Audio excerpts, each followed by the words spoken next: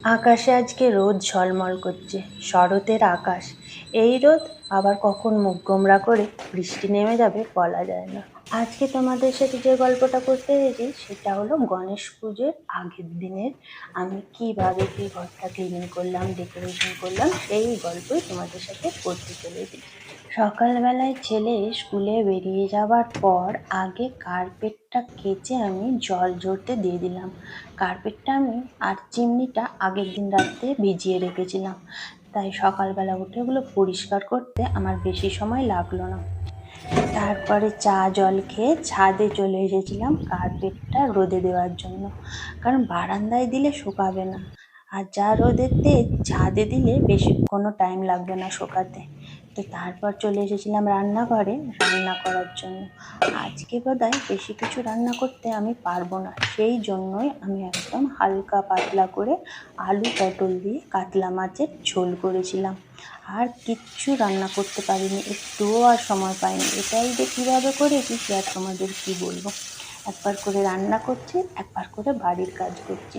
তো জামা কাপড়গুলো দেখলাম মেশিনে হয়ে গেছে, সেগুলো মেলে দিলাম তাড়াতাড়ি, কারণ রোদ থাকতে থাকতে না শুকিয়ে গেলে আবার যদি বৃষ্টি নেমে যায় তাহলেই তো গেল। তারপর মাছের ঝোলটা বসিয়ে চলে এসেছিলাম ঘরগুলো একটু পরিষ্কার করে নিতে। রোজই ঝাঁট মোছা ডাস্টিং সবই করি, কিন্তু এই ফ্যান আলমারির মাথা এগুলো না বাদ চলে যায়। তাই এইগুলো প্রত্যেক মাসে একবার করে না করলে কী যে বলবো প্রচুর ধুলো পড়ে, তোমরা ভিডিওতে দেখে বুঝতে পারবে না। তারপরে চলে গেলাম বিছানার চাদরগুলো চেঞ্জ করতে। তো বিছানার চাদরগুলো চেঞ্জ করে ঘরটা ঝাঁট দিয়ে ডাস্টিং করে ঘরটা মুছে নিলাম।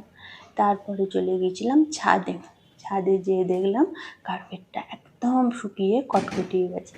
তো কার্পেটটা নিয়ে এসে চান টান করে তারপর চলে গেছিলাম ঠাকুর ঘরটা গুছিয়ে নিতে, কারণ ঠাকুর ঘরটা তো প্রচুর নোংরা হয়েছিল। ঠাকুর ঘরটা পরিষ্কার করে নিলাম, কালকে থাকবে পুজোর কাজ, কালকে একটুও সময় পাবো না ঠাকুর ঘরটা গোছানো, তাই যতটা পারছি আজকেই সব করে রাখার চেষ্টা করছি। তারপর বিকালে গিয়েছিলাম একটু বাজারে পুজোর কেনাকাটা করতে।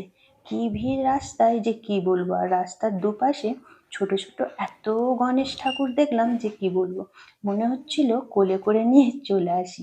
আমি যে গণেশ ঠাকুরটা পুজো করছি সেটা আমার মা দিয়েছে। তারপর ডেকোরেশনে আমার ছেলেও আমার সাথে একটু হাত লাগালো। তো কেমন হয়েছে ডেকোরেশনটা অবশ্যই কমেন্ট করে জানিও।